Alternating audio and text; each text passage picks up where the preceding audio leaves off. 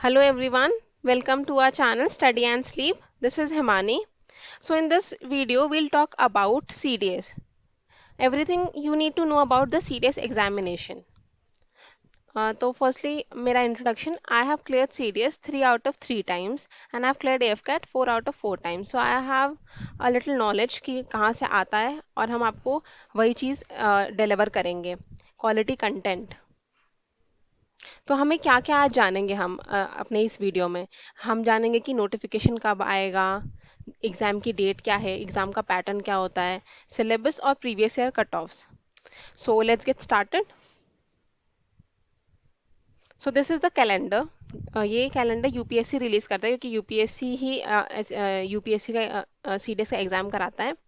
तो आप यहाँ पे देख सकते हो कि आपको सबसे पहले दिया हुआ था ये जो फर्स्ट वाला एग्ज़ाम हो गया ना 2022 वाला सीडीएस का. वो था आपका ये 12 मतलब 22 दिसंबर को नोटिफिकेशन आई थी और 10 अप्रैल को आपका एग्ज़ाम था. वैसे ही हमको यहाँ का ही पता है जो सेकंड है वो कब आएगा. नोटिफिकेशन आपकी रिलीज हो जाएगी 18 मई और उसके बाद आपका एग्ज़ाम जो है वो होगा आपका 4 सितंबर को. तो ये सब दिया हुआ है और ऐसे ही आपको 2023 का भी कैलेंडर रिलीज़ हो चुका है. आप जाके वो वेबसाइट पे देख सकते हो. तो अब हम नोटिफिकेशन के बारे में बात कर लेते हैं. नोटिफिकेशन से आपको हर चीज़ पता चल जाती है. जैसे सीडीएस एग्ज़ाम कि जिस भी चीज़ के अराउंड है, मतलब जिस भी चीज़ वो चीज़ चाहता है वो सब आपको नोटिफिकेशन में मिल जाएगी. आपको ऑनलाइन अप्लाई कहाँ करना है और उसके बाद आप एलिजिबल हो या नहीं हो, है ना. हमें सबसे पहले यही तो रहता है हम हमने एलिजिबिलिटी क्राइटेरिया हमारे फुलफिल हो रहे हैं कि नहीं हो रहे हैं. बीट एजुकेशन, बीट फिजिकल, जो भी है सब वहाँ पे दे रखा है. आपको मतलब जितनी भी चीज़ों की ज़रूरत होगी फॉर्म फिलिंग तक में जो आपको फ़ोटोज़ वगैरह लगानी होती है, फ़ोटोज़ हो गया, सिग्नेचर हो गया, ये सब जो है हर चीज़ का आपको जो डिमेंशंस वगैरह सब कुछ वहाँ पे दिया रहता है. तो हम लोग चल के एक बार देख लेते हैं नोटिफिकेशन. अब हम आ चुके हैं अपने नोटिफिकेशन पर. ये हमारा नोटिफिकेशन है जैसा आप देख सकते हो. कंबाइंड डिफेंस सर्विसेज एग्जामिनेशन 121, ये जो अभी होके गया है वो वाला एग्ज़ाम का हमने नोटिफिकेशन रखा है क्योंकि अभी वाले का रिलीज़ नहीं हुआ है. तो ये हमारा है कुछ कि आप एलिजिबिलिटी वगैरह सब चेक कर लो. ये नॉर्मल 70 पेजेस का नोटिफिकेशन है जिसमें आपको हर चीज़ पता चल जाएगी. आपका यहाँ पे आपका फॉर्म फिलिंग कब ख़त्म हो जाएगा, विड्रॉल का डेट क्या है कि आप एग्ज़ाम का फॉर्म भर के विड्रॉ भी कर सकते हो. वो भी आपको फैसिलिटी दी गई है कि आप विड्रॉ कर सकते हैं. उसके बाद आपको यहाँ पे नेगेटिव मार्किंग का दे रखा है कि हम नेगेटिव मार्किंग क्या होगी. उसके बाद ये देखिए आपको हाईलाइट करके बता रखा है कि ब्लैक बॉल पेन यूज़ करना है बस. जब हम एग्ज़ाम देने जाते हैं तो हमें ये भी रहता है कि कौन सा कलर का पेन यूज़ करेंगे. तो आपको वो तक बता रखा है. उसके बाद हम लोग जब नीचे आता है तो हमें यहाँ पे दिख रहा है कि हमारी कितनी वैकेंसीज़ हैं. आईएमए के लिए 100, आईएनए के लिए 22, एएफए के लिए 32, ये सब दिया हुआ है ना. ये ओटीए के लिए, मेल के लिए अलग, फीमेल के लिए अलग, टोटल वैकेंसीज़ कितनी है, ये सारी चीज़ें यहाँ पे दी गई हैं. उसके बाद हमारा आता है मेन चीज़ जो हमारा है कि एलिजिबिलिटी क्राइटेरिया. उससे पहले सेंटर देख लीजिए. इसी सेंटर पे हमारे एग्ज़ाम होंगे. आप पहले ही भर लीजिए फॉर्म क्योंकि सेंटर्स ख़त्म होते हैं. पहले मेरे को भी नहीं लगता था कि सेंटर्स ख़त्म होते होंगे, लेकिन मेरे भाई ने जब अभी फॉर्म भरा था तो उसको लखनऊ सेंटर नहीं मिला था, है ना. तो उसे दूसरा सेंटर लेना पड़ा था और ख़त्म हो जाते हैं सेंटर्स. तो आप अपना पहले ही भर लीजिए, लास्ट डेट का इंतज़ार मत करिए. उसके बाद आप देखिए कंडीशन ऑफ एलिजिबिलिटी सब कुछ बता रखा है. एलिजिबिलिटी आप पहले तो सिटीजन्स तो हाँ हम उसमें कोई दिक्कत नहीं होती ज़्यादातर, है ना. लेकिन ये सब देखिए आपको कब क्या डेट ऑफ बर्थ है, ये लोअर लिमिट है और ये अपर लिमिट है ना. ऐसे ही आपका आईएनए के लिए दे रखा है, एएफए के लिए दे रखा है और ओटीए के लिए दे रखा है. ओटीए ये देखिए, ओटीए में बस यही होता है कि बाकी में जैसे 99 है, 2 जनवरी 99, तो यहाँ पे 2 जनवरी 98, 1 साल का ज़्यादा आपको मिलता है जाने ये जो एज लिमिट है. उसके बाद हम एजुकेशनल क्वालिफिकेशन पे आ जाते हैं. एजुकेशनल क्वालिफिकेशन हमें ऐसा लगता है ना कि हमारे पास डिग्री है तो ही भर सकते हैं क्या हम. ऐसा नहीं है. आप अगर फाइनल ईयर में भी हैं, जैसे अगर कोई 3 साल का कोर्स कर रहा है तो अगर वो थर्ड ईयर में है, और अगर कोई 4 साल का कोर्स कर रहा है और वो फोर्थ ईयर में है तो वो भी भर सकते हैं. बस आपका एक कट ऑफ डेट होता है, मतलब उस डेट पर आपकी डिग्री आ जानी चाहिए, मतलब मार्कशीट आ जानी चाहिए. तो वो सब आपको इन्फॉर्म करेंगे, ऐसा कोई दिक्कत नहीं है. एसएसबी इंटरव्यू में सब कुछ होता है. उसके बाद आप देखिए ये सारी चीज़ें की फ़ीस कितनी होगी, ये सब जो बेसिक चीज़ें हैं, कैसे अप्लाई करना है, क्या करना है, वो सब दिया हुआ है। और अब इसके बाद आपको वॉयलेशंस भी दे रखे हैं, सब वॉयलेशंस हैं कि आप क्या नहीं कर सकते। अब इसके बाद हम लोग देखेंगे कि फिजिकल स्टैंडर्ड्स जो हम लोग बहुत बार देखते हैं कि हम लोग यूट्यूब पर जाओ, अगर आप वीडियो देखो, सब लोग पूछते हैं कि क्या मेरे पास ये दिक्कत है, क्या मैं कर सकता हूँ, ये कर सकता हूँ। तो ये सब हम देखेंगे। और हमें सिलेबस भी दे रखा है, देखिए पैटर्न ऑफ एग्जाम दिया हुआ है हमें कि ये तीन अकेडमीज के लिए अलग होता है। जैसे आईएमए, आईएनए और एएफए के लिए हम तीन देते हैं एग्जाम, है ना, तीन पेपर देते हैं, पेपर 1 इंग्लिश, पेपर 2 जीके और एलिमेंट्री मैथमेटिक्स। ये तीन पेपर हो गए। और ओटीए के लिए हम सिर्फ दो देते हैं, दो पेपर, यानी कि पेपर 1 और पेपर 2 जो है इंग्लिश और जीके। तो ये हो गया हमारा। अब इसके बाद हम आ गए यहाँ पर सिलेबस पर। अब आपको सिलेबस इतना डिटेल में यहाँ पे नहीं दे रखा है। जैसे इंग्लिश का आपको बता दिया कि कॉमन आना चाहिए, workman like use of words, ये इंग्लिश पता होनी चाहिए। ये सारा कुछ दे रखा है आपको यहाँ पर। अब यहाँ पे हम अभी अपनी जो हमारी स्लाइड्स हैं उसमें हम और देखेंगे कि आपका सिलेबस क्या है इलेबोरेट तरीके से। अब आप यहाँ पे आ जाओ, अब ये देख लो कि फिजिकल स्टैंडर्ड्स भी दिए हुए हैं। अब यहाँ से आपका शुरू हो जाएगा फिजिकल स्टैंडर्ड्स का थोड़ी देर में। ये आपको बता रखा है कि एग्जाम में भरना कैसे है, पेपर कैसे भरना है, ये सब। ये देखिए आपका ये आ गया फिजिकल स्टैंडर्ड्स का। तो अब ये आपका फिजिकल स्टैंडर्ड्स की जगह आ चुकी है। यहाँ पे आपको हाइट, वेट, कोई भी आपको अगर कोई दिक्कत है, देखिए लसिक वगैरह का आजकल हो रहा है ना कि कितने साल में कितने साल लगेंगे, या कितने 6 महीने, 1 साल, कितना टाइम लगेगा हम अपनी सर्जरी के बाद फिट होने के लिए। ये सारे जो भी चीज़ें हैं वो सब आपको दिए गए हैं। अलग अलग अकेडमीज़ के लिए तक दिए गए हैं कि आपको कुछ चीज़ें आर्मी में परमिटेड होती हैं, कुछ एयरफोर्स में परमिटेड नहीं होती। आई का, ईयर का, नोज का, हर चीज़ का आपको हर चीज़ मिलेगा।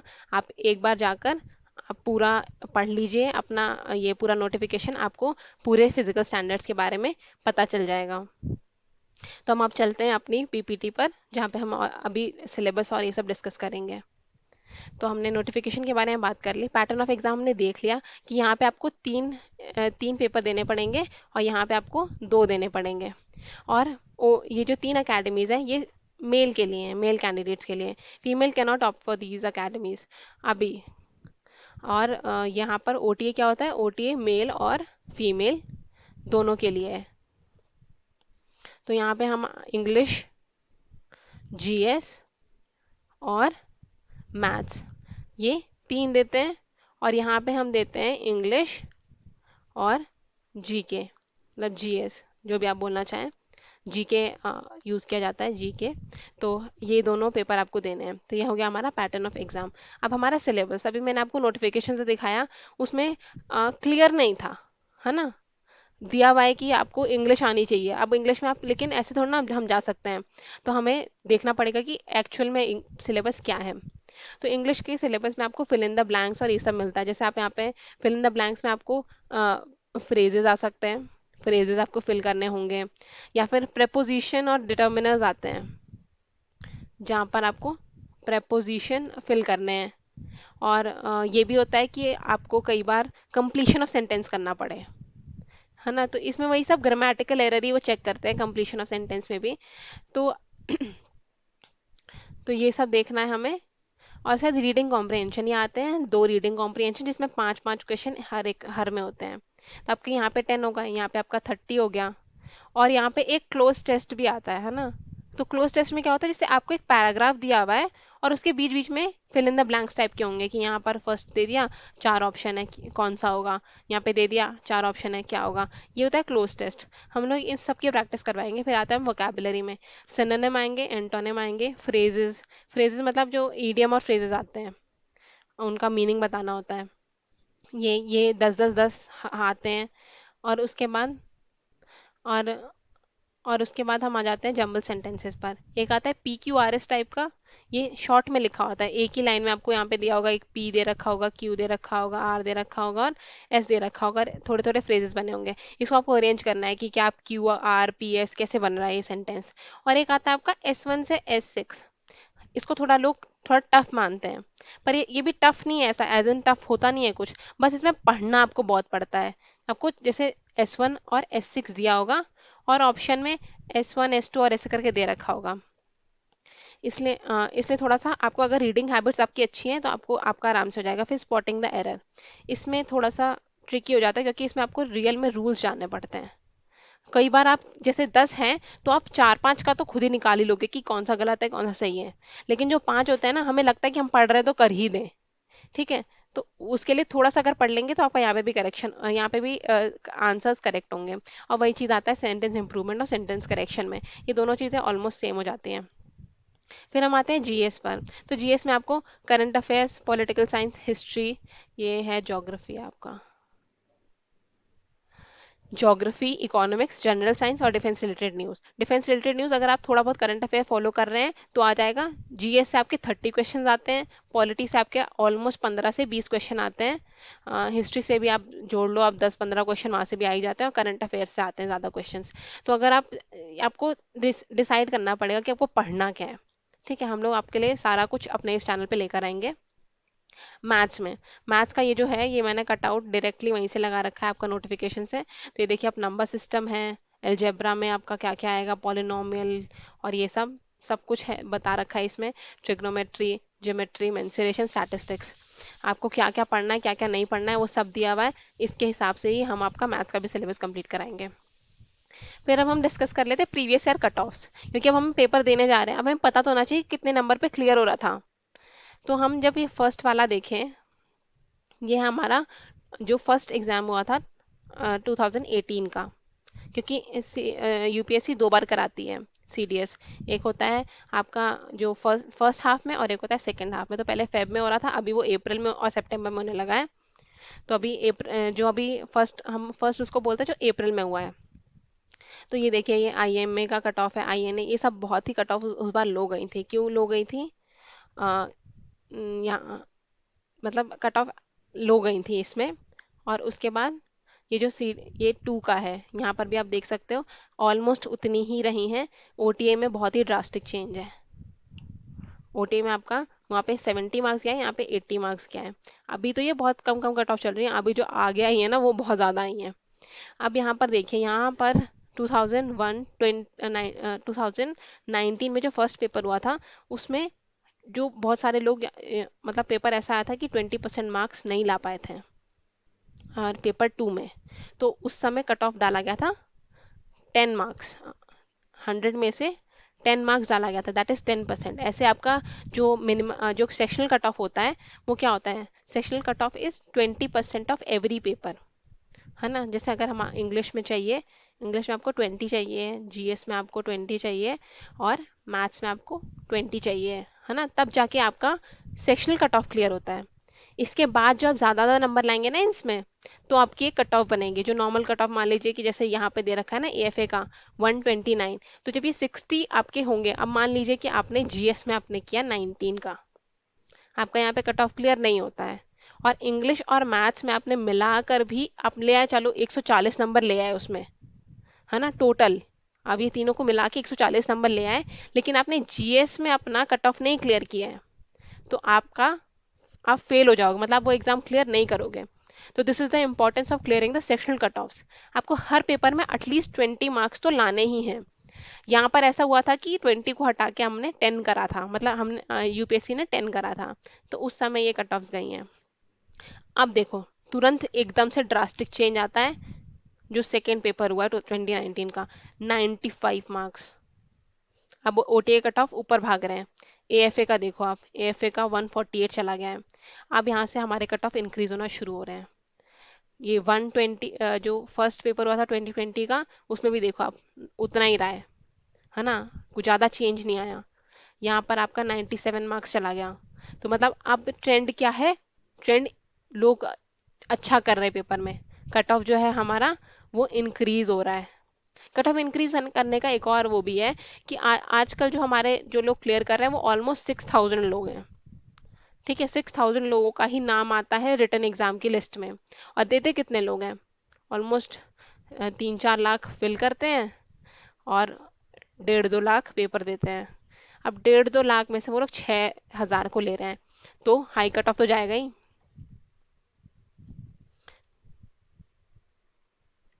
अब हम चलते हैं नेक्स्ट वाले पर। अब हमारा ये जो अब अभी तक आया है 121 का, ये लास्ट है जो यूपीएससी ने डिक्लेयर किया है। 1 साल लग जाता है ना पूरा प्रोसीजर खत्म करने के लिए। जब तक पूरा प्रोसीजर वो खत्म ना कर दे, मतलब रिटर्न एग्जाम से लेकर अकेडमी ज्वाइन, मतलब ज्वाइनिंग लेटर्स तक आ जाते हैं जो लोग, है ना, वो फाइनल जब तक नहीं आ जाता तब तक वो लोग ये अपना कट ऑफ मार्क्स रिलीज नहीं करते। जब फाइनल रिजल्ट रिलीज होता है उससे कुछ दिनों बाद आपका ये कट ऑफ आता है। तो आप यहाँ पे देखो, highest cut off till date 107 for OTA. और ओटीए में फीमेल कैंडिडेट्स स्पेशली ये ध्यान रख लो कि 107 जो लाए लाए होंगे उनका नाम नहीं आएगा। मतलब ओटीए ज्वाइन करना हमारा एम है ना, हमें जाना है डिफेंस में, हमें सिर्फ लिस्ट में फीचर करके नहीं रह जाना है। आप देखते होगे कि फीमेल्स का आया है 80 लोग आए हैं लिस्ट में, 80 में से ऊपर से उठाए जाएंगे 10 मतलब 15-16 जो भी आपकी सीटें होंगी वो ऊपर से लिए जाएंगे। मतलब आपको कम से कम यहाँ पे +10 +15 तक आपको लेके चलना है, ताकि आप अपना रैंक बना सको, आप मेरिट इन हो सको। सब कुछ करा और मेरिट आउट हो गए, है ना, ये नहीं चाहिए। तो हमें यहाँ से ही आपको +10 +20 करके चलना है। तो जैसे 107 है तो आप आराम से देख सकते हो कि 125 130 तक लोग लाए होंगे, और वही आपके ऊपर में फीचर करेंगे। जो ऊपर वाला मेरिट का लिस्ट है उसमें ऊपर में वही होंगे और उन्हीं को एकेडमी ज्वाइन करनी है। तो this is all for today. और आप ऐसे ही हमारे साथ जुड़े रहिए। Stay tune for our next session. Like करें इस वीडियो को, share and subscribe this channel. And if you have any queries or any feedbacks, you can use the comment section below, and stay tuned. Thank you.